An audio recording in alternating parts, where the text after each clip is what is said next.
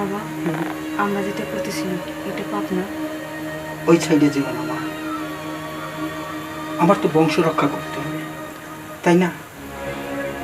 আর তুমি তো আমার ছেলেকে ওই সময়টা দিতে চাচ্ছ না, যত সময় ওর চিকিৎসা করা লাগে। সেই জন্য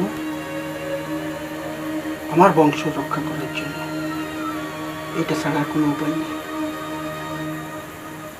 আসো, তাতে তুমিও শান্তি পাবে, হয়তো তোমার মনের কষ্ট একটু দূর হবে। চলো।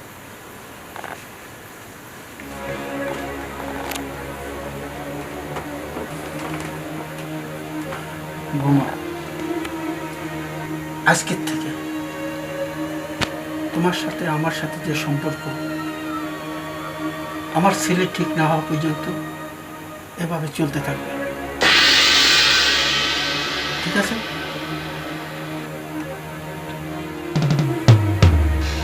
বৌমা,